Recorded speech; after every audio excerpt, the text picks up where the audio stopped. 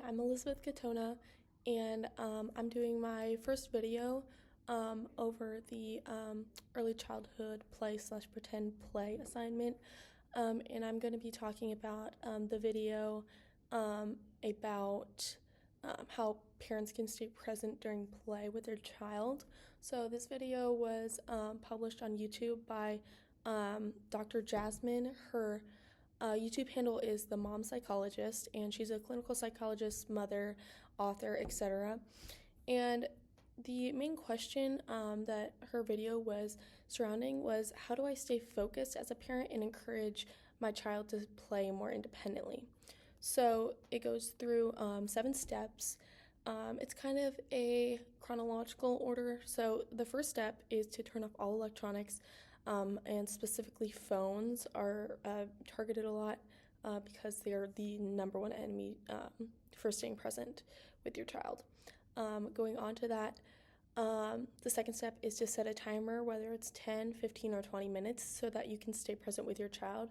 So it's partially for the parent to stay present with their child and be like, okay, I have to focus for 10, 15, or 20 minutes, no distractions, no electronics, and really urge themselves to stay focused. They're also able to make their child aware of this timer, but the child is pretty young, so they don't really have a full concept of why the parent would be setting that timer. They just know, okay, we are going to have this amount of time of uninterrupted play. The third step is to get down on the floor with your child.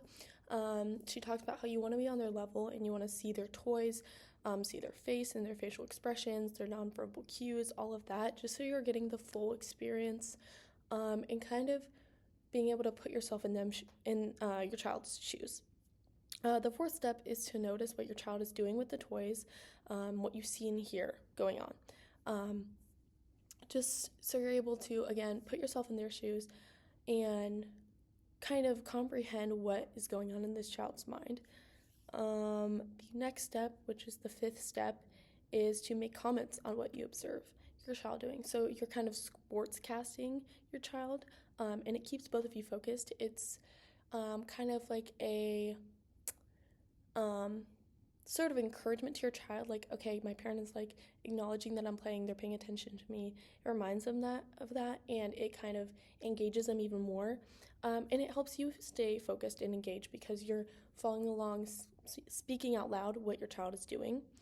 And then, it helps them be focused, the child be focused on finding their own identity throughout what they're doing.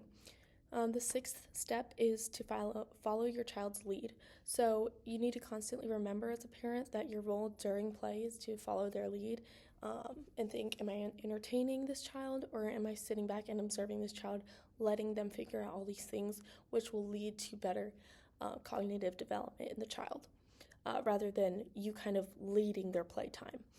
And the seventh and final step is, if you get distracted by your thoughts, gently bring yourself back to what you can see and hear. And so you want to go back to the previous steps, like step 3, if you get distracted and you stand up, get back on the floor with your child, be in their physical presence.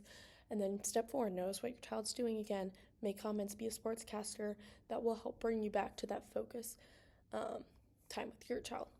And so for her video, I would say that it's pretty accurate to our course curriculum, because her process closely aligns with a couple different types of play and play therapies that we talked about. So child-centered play therapy and parent-child interaction therapy. Those steps kind of align with those processes. For example, step 5 is a direct application of reflective description, which boosts your child's self-esteem and their language skills. And step 6 is a fundamental part of developmental psych, which promotes autonomy and agency in the child. And her use of checklists and timers as practical tools help make high-level psychological concepts more accessible to parents, more understandable to parents.